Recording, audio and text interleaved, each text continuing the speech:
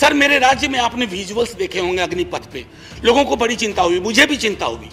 मेरे नेता प्रतिपक्ष तेजस्वी जी ने कहा भी कि हिंसा की कोई जगह नहीं, लेकिन सर हमारे यहाँ हिंसा सबसे ज्यादा क्यों हुई? आक्रोश बहुत है सर। हमारे यहाँ बच्चा सरकारी नौकरी के सपने देखता है, रेलवे, सेना, शिक्षक, सर कहीं भी कुछ है ही नहीं। फुटबॉल बना के रख दिया गया है, उछाल के इधर उछाल के इधर। 4 साल की नौकरी पे आपने कह दिया। कमाल यह है कि वो 4 साल जिसमें से 25% को रिटेन आप करेंगे, पता ना जाने कैसे करेंगे, उनकी 4 साल की वो नौकरी भी नहीं जोड़ी जाएगी सर। उनके पास कोई ग्रेच्युटी नहीं, कोई पेंशन नहीं। तो क्या हमने सोशल सिक्योरिटी के पूरे सरोकार को ध्वस्त करने का निर्णय लिया?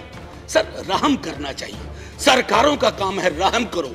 मैं जानता हूं आप चुनाव जीतते हो, मुझे कोई ऐतराज नहीं, आप चुनाव जीतते रहिए, लेकिन साहब दिल भी जीत। मैं इसलिए कह रहा हूं कि विशाल पार्टी होने के साथ साथ हृदय भी विशाल होना चाहिए। बड़ा हुआ तो क्या हुआ, जैसे पेड़ खजूर, पंछी को छाया नहीं, फल लागे अति दूर। हमारी कोशिश होनी चाहिए कि लोगों को रिलीफ दे। आपने पालने से लेकर कब्र तक कोई ऐसा मसला नहीं छोड़ा है जिस पे जीएसटी ना लगी हो। 2014 में जो मौजूदा प्रधानमंत्री हमारे देश के हैं नरेंद्र मोदी जी, वो इस देश के सारे भूतपूर्व सैनिकों से वादा करते हैं कि हम इस देश के भूतपूर्व सैनिकों को असली वाली 1 रैंक 1 पेंशन देंगे। चुनाव होता है, भूतपूर्व सैनिक पूरे जज्बे के साथ, पूरे परिवार के सहयोग के साथ मोदी सरकार को सपोर्ट करते हैं और मोदी सरकार सत्ता में आ जाती है। सारे के सारे भूतपूर्व सैनिक लगातार प्रतीक्षा कर रहे होते हैं कि अब तो 1 रैंक 1 पेंशन का असली स्वरूप लागू हो ही जाएगा। लगातार प्रतीक्षा करते रहे, धीरे धीरे अनोयंस हुआ और फिर सब्र का बांध टूट गया कि ये सरकार कुछ देने वाली नहीं है। 1 रैंक 1 पेंशन का असली स्वरूप को लागू करने के लिए न्यायालय का रास्ता अपनाया गया, सुप्रीम कोर्ट तक मामला पहुंचा, सब्र पूरी तरह से टूट चुका था। लगातार इस देश का सैनिक प्रतीक्षा करता रहा कि 1 रैंक 1 पेंशन आखिरकार अब तो मिल ही जाएगी। फिर पूरी तरह से घूमने के बाद, हर जगह घूमने के बाद, माननीय सुप्रीम कोर्ट के फैसले के बाद 1 रैंक 1 पेंशन लागू हुआ और उसमें ये निर्णय भी दिया गया कि 1 रैंक 1 पेंशन का रिवीजन भी होगा 5 साल के बाद। और आज ये स्थिति ये आ चुकी है, जो हमारे जितने भी भूतपूर्व सैनिक हैं, कितने सालों से वो प्रतीक्षा कर रहे थे कि हमें 1 रैंक 1 पेंशन 2019 में हमारा रिवाइज हो जाएगा और हमारी पेंशन बढ़ जाएगी और उसका अगर थोड़ा बहुत डिले होगा भी तो उसका एरियर हमें मिल जाएगा। तो आज 2022 आ चुका है दोस्तों। ये 2022 ऐसे ही नहीं आया है, 2019 से पहले ही हमारे भूतपूर्व सैनिक वेट कर रहे थे कि 1 रैंक 1 पेंशन रिवाइज हो जाएगा। 2019 निकल गया, 20 निकल गया, 21 निकल गया, 22 भी निकल ही जाएगा। आज सुप्रीम कोर्ट का ऑर्डर आने के बाद भी ऊपर कई महीने हो चुके हैं, तो 1 रैंक 1 पेंशन का ना तो एरियर मिला है और ना ही पेंशन रिवीजन हुआ है। सही कहा माननीय सांसद ने कि फुटबॉल बना के रख दिया है। एक बार भूतपूर्व सैनिक उधर घूम रहे हैं, एक बार उस पाले में, एक बार उस पाले में घूम ही रहे हैं, सांत्वना के साथ, फ़ायदे के साथ, कहीं भी रुक नहीं पा रहे हैं। क्यों? क्योंकि ये सरकार की मंशा है ही नहीं इस देश के सैनिकों का असली सम्मान करने की। कोई भी देश ऐसा नहीं होगा जिसके भूतपूर्व सैनिक इतनी लंबी लड़ाई कोर्ट में लड़ते हैं और कोर्ट में लड़ाई जीतने के बाद भी इस देश की सरकार, इस देश का मुखिया सैनिकों के जज्बे को सलाम करने को तैयार नहीं है। सिर्फ चकाचौंध और झूठी बातें करके पब्लिक को बहकाया जाता है, भूतपूर्व सैनिकों को भी बहकाया गया। और जब असल मुद्दे, असल रिस्पेक्ट करने की बात आई तो इस देश का भूतपूर्व सैनिक के हाथ कुछ नहीं लगा। फुटबॉल बन चुके हैं, एक बार उधर एक बार उधर। और आज इसी को लेकर संसद भवन में भारतीय सेना में जितने भी उतार चढ़ाव हुए उनके लेकर प्रोफेसर मनोज कुमार झा, जिनको आप अपनी स्क्रीन पर देख रहे हैं, इन्होंने आवाज़ बुलंद की है। इन्होंने क्या क्या कहा है ये सारा हम आपको वीडियो में सुनाएंगे कि इतनी विशाल पार्टी होने के बाद भी आपका दिल इतना छोटा है कि आप सिर्फ दिखावे की राजनीति करते हैं। देखिए वीडियो।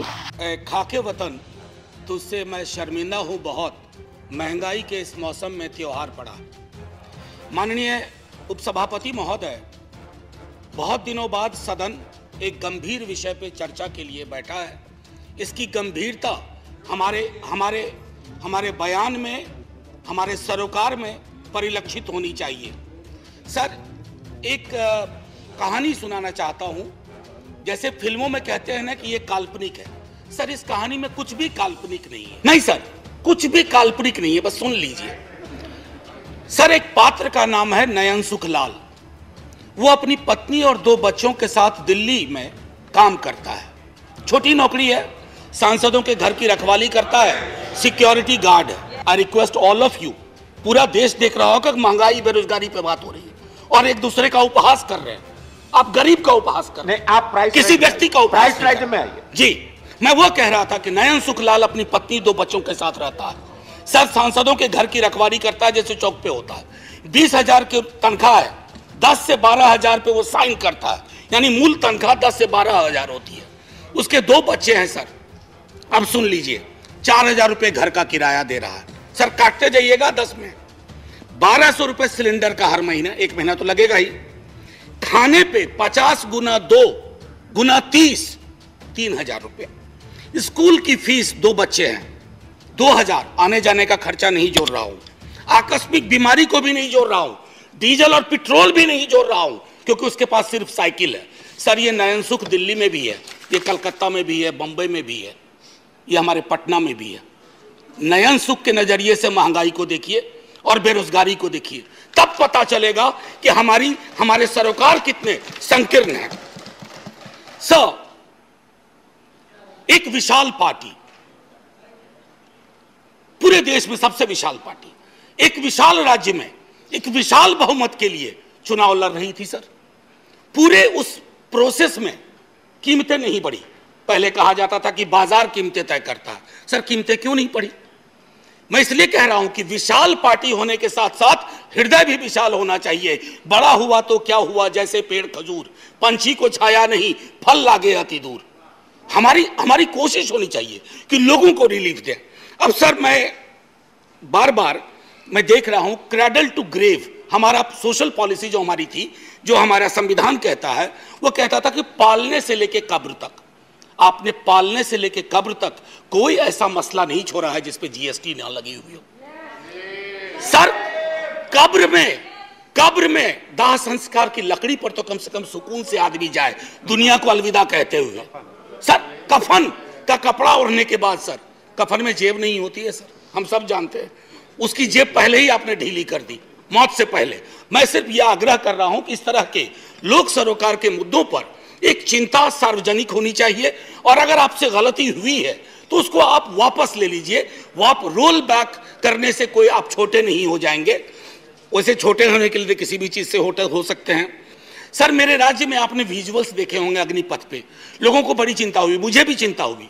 मेरे नेता प्रतिपक्ष तेजस्वी जी ने कहा भी कि हिंसा की कोई जगह नहीं, लेकिन सर हमारे यहाँ हिंसा सबसे ज्यादा क्यों हुई? आक्रोश बहुत है सर। हमारे यहाँ बच्चा सरकारी नौकरी के सपने देखता है, रेलवे, सेना, शिक्षक, सर कहीं भी कुछ है ही नहीं। हमारे राज्य को विशेष राज्य का दर्जा देने की बात कही गई, हमारे राज्य को विशेष पैकेज देने की बात कही गई सर। हमारे राज्य को ना फुटबॉल बना के रख दिया गया है, उछाल के इधर उछाल के इधर। हम सिर्फ, मैंने पहले भी कहा था कि हमको आपने श्रमिक केंद्रित राज्य बना दिया है। हम सिर्फ श्रम देते रहें और आप हमको जनसाधारण ट्रेन देते रहिए ताकि हम अलग अलग राज्यों को ट्रेन से अपने श्रमिक पहुंचा सके। सर ये सरासर नाइंसाफी है, सरासर नाइंसाफी है बिहार के साथ। सर मैं एक बात कहना चाहता हूं आपके माध्यम से, बेरोजगारी के मसले पर। मैं चूंकि महंगाई और बेरोजगारी को अलग नहीं देख सकता सर, ये संभव ही नहीं है मुझसे, और ये संभव नहीं है मेरे साथियों से भी कि दोनों को अलग अलग करके देखें, क्योंकि दोनों में ताल्लुक इतना गहरा है। सर एक्स्ट्रा अटेम्प्ट की मांग कर रहे हैं छात्र, बैठे हुए, कोई सुनवाई नहीं। 4 साल की नौकरी पे आपने कह दिया। कमाल यह है कि वो 4 साल जिसमें से 25% को रिटेन आप करेंगे, पता ना जाने कैसे करेंगे, उनकी 4 साल की वो नौकरी भी नहीं जोड़ी जाएगी सर। उनके पास कोई ग्रेच्युटी नहीं, कोई पेंशन नहीं। तो क्या हमने सोशल सिक्योरिटी के पूरे सरोकार को ध्वस्त करने का निर्णय लिया? सर रहम करना चाहिए, सरकारों का काम है, रहम करो। मैं जानता हूं आप चुनाव जीतते हो, मुझे कोई ऐतराज नहीं, आप चुनाव जीतते रहिए, लेकिन साहब दिल भी जीत। मैं ये कहना चाहता था सर कि आप कहते हैं कि आपको मैंडेट मिला, मैं मानता हूं ना, हमें नहीं मिला, आप चुनाव जीते, लेकिन इसका मतलब क्या है सर? वो मैंडेट लाइसेंस है कि आप ब्रूटलाइज कर दें लोगों को, उनके सरोकारों को? सर कोई भी मैंडेट आखिरी नहीं होता है, कभी ना कभी उसका एक्सपायरी डेट आता है। इशू मैंडेट का इशू पर मैं कल लोकसभा के एक सदन में, लोकसभा के हमारे सदन में, दूसरे सदन में एक शब्द का प्रयोग किया गया, फ्री फंड में। सर इस सदन में मैंने कई दफा कहा और मुझे भाजपा के मित्रों ने बाहर कहा, अंदर कहा कि आपने सही कहा है, फ्री शब्द का इस्तेमाल नहीं होना चाहिए। सर मेरे समक्ष, मैं आपके समक्ष रखता हूं, पढ़ूंगा नहीं सर आर्टिकल 38 एंड 39। अगर उस व्यक्ति विशेष के बयान को 38, 39 के नजरिए से देखिएगा तो आप में से कोई भी उनके पक्ष में खड़े नहीं होंगे। आप सब कहेंगे आपकी सरकार ने 2-4 जगह बैनर बदले हैं, मुफ्त की जगह निःशुल्क लिखे हैं, निःशुल्क लिखना शुरू करिए, ये गरिमा को बचाने वाला काम होगा। ये फ्री में दे रहे हैं, फ्री फंड का दे रहे हैं। महोदय मैं इसलिए कह रहा हूं, पहले भी सदन में जिन्होंने अभी आपत्ति की है उन्होंने भी, उनके तमाम दोस्तों ने भी कहा था कि इस शब्द का, सर 1-2 मिनट और लूंगा क्योंकि नहीं मेरा पूरा रिदम बिगड़ा था सर। आपका मैं तेल निकल चुका। सर बस 1-2 मिनट दे दीजिए। मैंने तेल की बात नहीं की। मुझे पता है कौशिक बासु ने खुद कहा कि क्रूड ऑयल प्राइस जो इंटरनेशनल का राइज है उससे हमारी महंगाई का कोई, ये लोकल फ्यूल प्राइस राइज से ड्रिवन है सर। और इसलिए मैं कहता हूं एक आखिरी टिप्पणी करके, इन्फ्लेशन इन हेल्थ केयर पर सर चर्चा होनी चाहिए।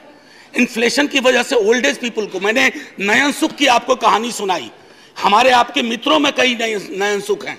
अगर कोई आकस्मिक बीमारी आ गई, अपनी वहां भी जीएसटी लगा दिया, आदमी के आमदनी का सेविंग्स पे कोई प्रभाव नहीं पड़ रहा है सर, फिर भी हम जय जयकार करने को भी तैयार हैं बशर्ते कि आपकी नीतियों में तब्दीलियां हों। सर एक आखिरी चीज कह करके बात खत्म करूंगा। कल माननीय वित्त मंत्री साहिबा ने एक मिनट दे दीजिए। मैंने बड़ी मेहनत से ये किताब भी सोचा था कि वित्त मंत्री मैडम को बताऊंगा, MOS हैं सर, ये है Marx capital and the madness of economic reason.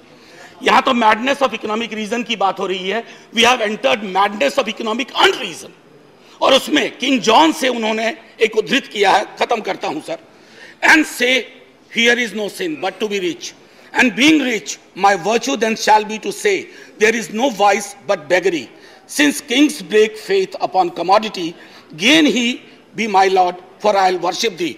So, माननीय वित्त मंत्री साहिबा ने कल कहा, और खत्म कर रहा हूं यहीं, उन्होंने कहा कि अश्योर करती हूं, मैं उनके अश्योरेंस पे भरोसा करना चाहता हूं। मैं सर धन्यवाद नहीं, अभी और बड़ा धन्यवाद कहिएगा आप, मैं भरोसा करना चाहता हूं। लेकिन राजनीतिक विरोध के बावजूद मैं सिर्फ यही कहूंगा, मिर्जा गालिब को साइड करते हुए, तेरे वादे पे जिए हम, तो ये जान झूठ न जाना कि खुशी से मर न जाते, गैर एतबार होता। जय हिंद सर। धन्यवाद।